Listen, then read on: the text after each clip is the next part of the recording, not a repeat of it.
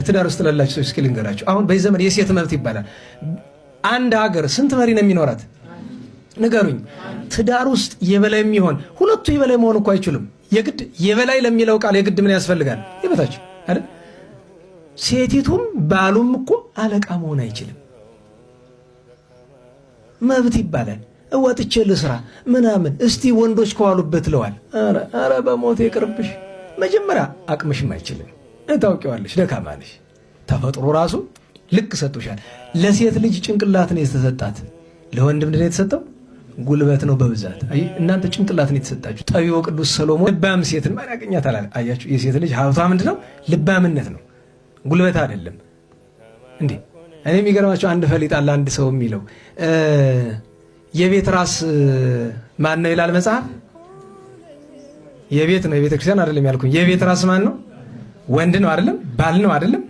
ከዛ ግን ሐዋርያው እንደገና መልካም ሴት ደግሞ ለባሏ ምንድናት አለ? ጭራሽ ከራስ በላይ ሄዳ ደግሞ ተቀመጠች ማለት ነው። አየች አለው እኮ ፈሊጥ ተደጋግፎ ነው። ታዲያ ይውላችሁ ዘውድ ነኝ ብለሽ ያ ቀልደኛው ሰውዬ እንደሚለው ጎፈር መሆን ደግሞ ችግር ነው። ዘውድ እንደዚህ ሲለብሱት ይስማማል አይደለም? ገልብጠው ቢለብሱት ነድሎ ይገባል። ጦር ነው።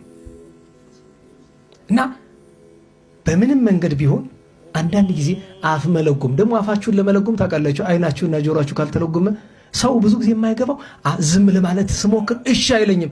አፍ ዝም ማይል ለምን እንደሚመስላል? በአይንና በጆሮ የሚገባው ነገር በሙሉ ምን ይፈልጋል? መውጫ ይፈልጋል። ለምሳሌ መጸዳዳት አትፈልግም? መብላት አቁም። ደህና ዋላችሁ። ግዱን ከበላ የበላው ነገር ጥቂቱ ነው የሚዋሃድ። ቀሪውሳ ምን ይፈልጋል? መውጣት ይፈልጋል። ስለዚህ አረ ተቸገሩ ሽንት ቤት እየሄድኩ አትበለኝ እንዴ።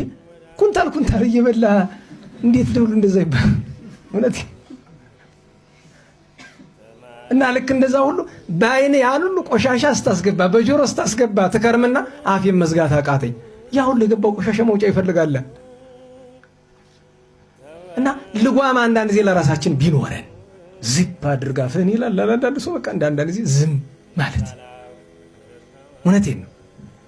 ቅዱሳን መልካም እንዳይናገሩ ሰማዕታትን ለጎሟቸው ስለ ክርስቶስ እንዳይመሰክሩ። እኛ ደግሞ ክፉ ላለመናገር አፋችን ቢዘጋ እንዴት ጥሩ ነበር። አንዳንድ ጊዜ